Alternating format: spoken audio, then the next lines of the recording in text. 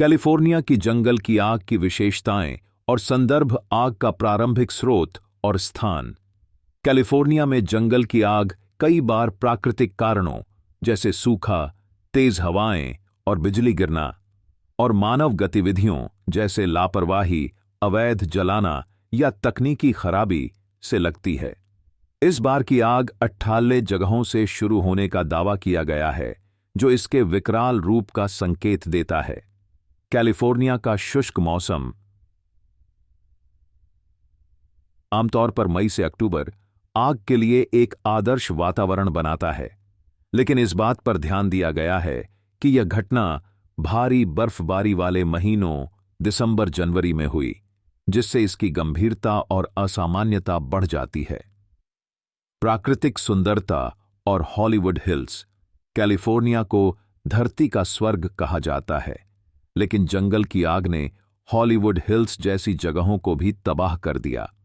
वहां के मशहूर अभिनेता जेम्स वुड्स का संदर्भ इस बात को जोड़ता है कि कैसे आग ने लोगों को सब कुछ खोने पर मजबूर कर दिया। प्राकृतिक आपदा और तकनीकी विफलता। जंगल की आग इतनी तेज थी कि बड़े बड़े पेड़ घास की तरह जल गए। आग ने ऐसी गर्मी पैदा की जिसने धातु तक को पिघला दिया। कैलिफोर्निया की उन्नत तकनीक और विमान भी इस विनाशकारी आग को नियंत्रित करने में असमर्थ रहे। कैलिफोर्निया अमेरिका का एक प्रमुख आर्थिक और औद्योगिक केंद्र है। आग के कारण हथियार बनाने वाली 5.9 फैक्ट्रियां नष्ट हो गईं, जो राष्ट्रीय सुरक्षा और औद्योगिक उत्पादन के लिए एक बड़ा झटका है। घटनाओं का धार्मिक और ऐतिहासिक संदर्भ। गाजा और कैलिफोर्निया की समानता। आग का जो दृश्य कैलिफोर्निया में देखने को मिला, उसे गाजा की स्थिति से जोड़ा गया है। गाजा, जहां युद्ध और बमबारी के दृश्य आम हैं, की तुलना कैलिफोर्निया के विनाश से की गई। प्राकृतिक आपदाएं और भगवान का न्याय। इसमें इस बात पर चर्चा की गई है कि क्या ये घटनाएं ब्रह्मांड के भगवान द्वारा घमंडी राष्ट्रों के लिए चेतावनी हैं। यह सोच कुरान और अन्य धार्मिक ग्रंथों की उन शिक्षाओं से मेल खाती है जिनमें प्राकृतिक आपदाओं को ईश्वर का हस्तक्षेप बताया गया है। कुरान और यमन के राजा की कहानी। कुरान में वर्णित यमन के राजा की कहानी का उल्लेख किया गया है, जिसने काबा और मक्का को जलाने की कोशिश की थी। कहा जाता है कि उसे और उसके हाथियों को आग के पत्थरों से नष्ट कर दिया गया। इस संदर्भ में यह घटना उस ऐतिहासिक चेतावनी की याद दिलाती है।